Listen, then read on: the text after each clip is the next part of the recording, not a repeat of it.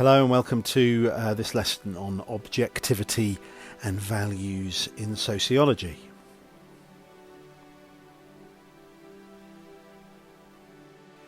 Here we have an essay question. I suppose I'm laying it out like an essay question as I always have done with these lessons to help you understand what you need to include in each of your paragraphs. So there are three ideas that we need to discuss. There are number one, there are no values in sociology. Sociology can be studied completely free of values. Okay, I'll talk about values in a minute. Okay, number two, sociology and life are full of values, and these sociologists are called value-laden sociologists. That laden means lots of weight on you, I suppose. So there's a group of sociologists that think that there are loads of values in sociology, but we can mitigate those values and make them not bias the research that we're doing. And number three is that values should drive our research, and that's a committed sociologist point of view. And again, we'll talk about each of those as we go through. So there are 3 points. To help you out, I'm going to split point number 2 into 2 sections so you can write 4 paragraphs for this essay.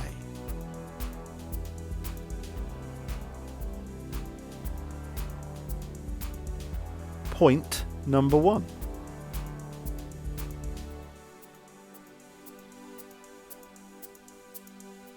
Sociology can be studied without values getting in the way at all. So, what is a value? Well, I suppose I have very strong values and strong ideas about marriage. My parents were divorced when I was younger. When I was 11, my parents got divorced. And that kind of affected me a lot and still affects me even today. It still affects me. So to let you into my world a little bit, when my daughter, eldest daughter, became 11, I had a little bit of a wobble in a personal way about how to deal with family, because my parents divorced when I was 11. So it I'd never had anyone model how to be a father after the age of 11. So I kind of had a little bit of a little bit of an emotional wobble. So I'm saying that to help you understand that the things that have happened to me have impacted the values I have on things, the way I perceive things. So therefore, in sociology, what we're kind of saying is, can you take those values out of doing research and out of studying society? Can you take those values out so they don't influence the research that you're doing? Well, if you're a positivist, like you can see here, a functionalism, Marxism, sort of positivism, both of those, then they both would argue that sociology is the scientific study of society. And again, Emile Durkheim, this is where we come back to that idea of suicide. Emile Durkheim chose the most emotive topic he could, the subject that's full of emotion, and studied it in sociology to show that you can take values out of society. He's not trying to make a moral judgment about suicide. What he is trying to do is help you understand that there is social facts, things like gravity, that affect all of us in our society. So as a positivist, again, if you were writing this paragraph in an essay, you would be kind of arguing, hey, look, sociology can be free of values. How do we know this? Because positivists are studying society in a scientific way.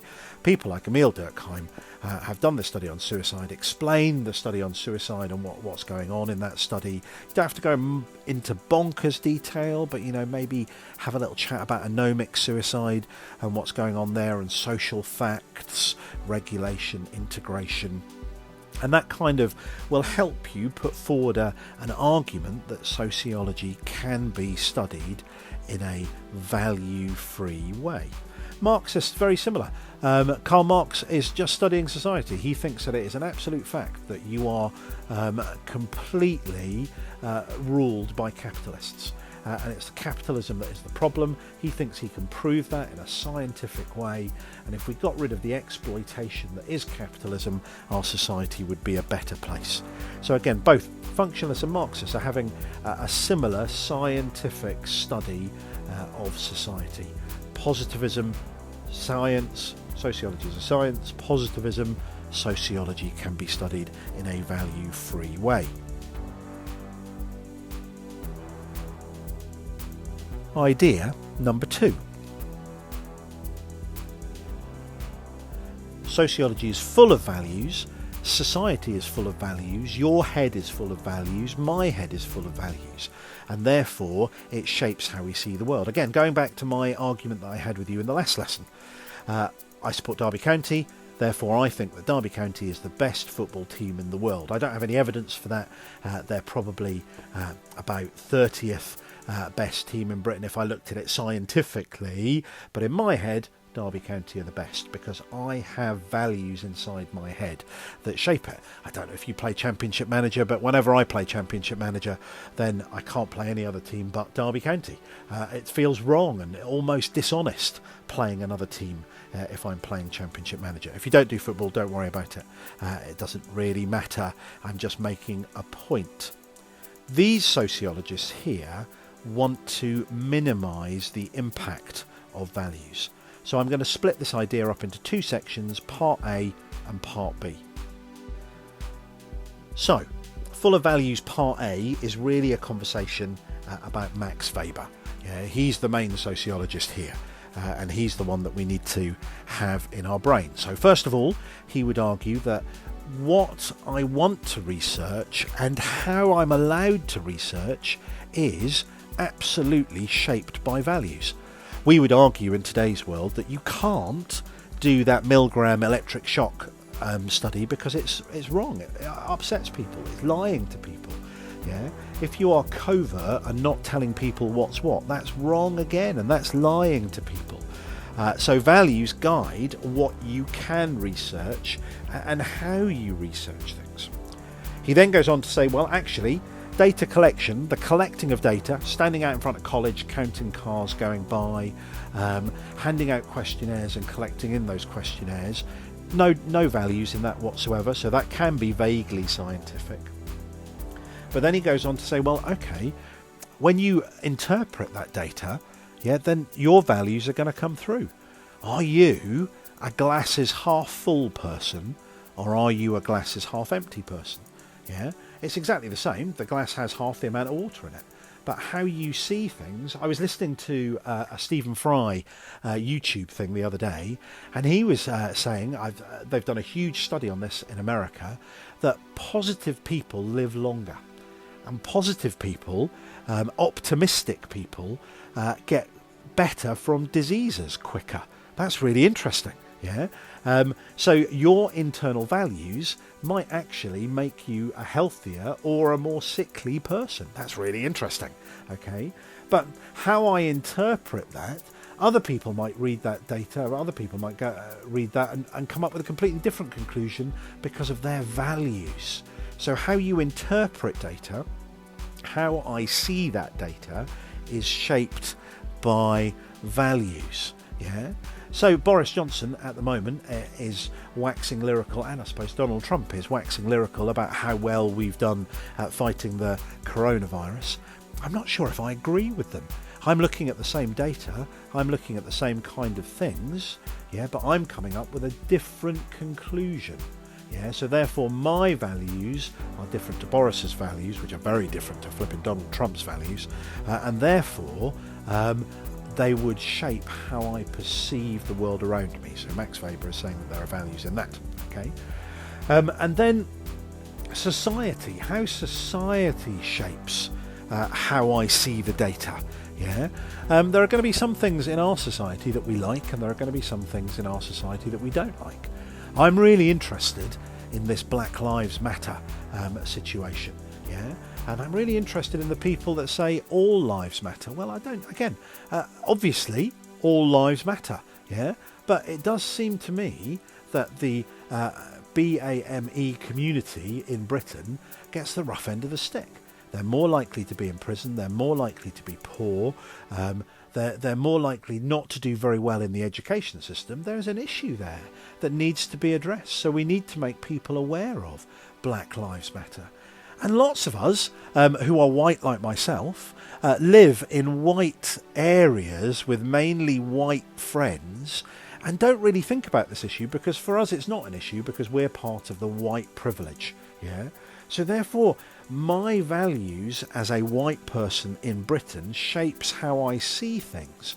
And because I don't have very much contact with BAME people in my working week and in my wandering around where I live, then I don't see those. So that's an issue that I need to be part of. I loved the start of the football season, and everybody got down on one knee at the beginning of the match at Manchester City and the beginning of the match at Sheffield United the other night. White footballers getting down and showing that they're standing with the BAME community. So there are values in our society that shape how we see things and shape how things are portrayed. Yeah, it's interesting. I always use this as an example. About 4 or 5 years ago, there was an aeroplane that crashed in Zaire, killing about 350 people on that big aeroplane. Maybe not quite 350 people, but it crashed anyway. Didn't make our newspapers in any way, shape or form. Why did it not make our newspapers in any way, shape or form? That's a pretty tragic kind of accident, because there were no white people on the aeroplane. Yeah. So it's interesting to see how biased our media is because of the values that our media has. Okay, interesting conversation. Also interesting, just recently, how we've had the sort of protests about sculptures to do with racism. Again, it's interesting how the news portrays one group, the BAME community, and then portrays the other group, the white supremacist community. Really interesting how those. So there are values in the world around us. So in short, Mr. Weber is saying values in choosing your research project and how you're allowed to research. No values in data. Values in how I see the data once I've collected it in and how I interpret that data. And values in how society is going to interpret that data. Okay, so Full of Values Part B, interpretivism and action theory, really is what we're talking about here. Okay, and I suppose here we're saying, a little bit like Weber, hey look, we want to be honest about the values that exist and try and minimise those values and how they interact with the research that we're doing, but we are aware that those values do exist. We're not like those positivists who say that you can research society in a completely free of values way. Okay, so just a few areas that your textbook highlights, things like funding. Hey, I'm a sociologist, if somebody comes and gives me £1 million to study something, I'm not going to go stuff off, because I need to put food on my table. I need to keep my wife in the diamond rings that she's accustomed to. I need to keep my kids going to the clubs that they go to. So I might have to limit my values, that I might not want to do that piece of research, but because of money, I will do that piece of research. So that's an interesting idea. Yeah, the perspective that I come from and the methods that I like to use, are going to be an interesting thing in terms of values. Looking at things like feminism, they see the world in a particular way. I'm going to talk about them more when we get to committed sociology. Functionalists and Marxists, again, see the world in a particular way. So my perspective on the world might bring kind of ideas that shape those values. Again, in the modern world, am I allowed to talk about my religion in public? Am I allowed to talk about my politics in public?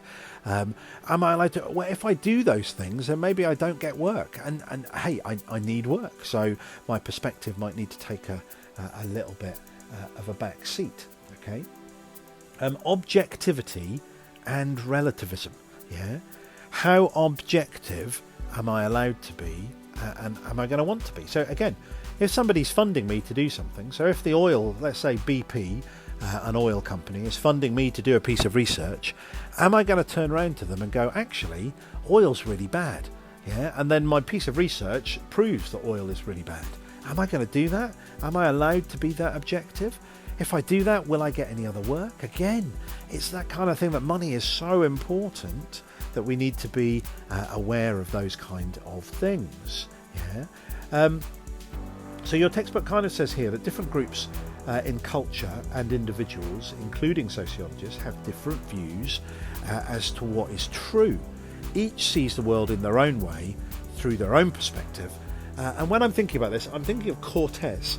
Okay, now this might seem a bit bizarre, but Cortez was a Spanish explorer that went to South America and initially made a trading link with South America.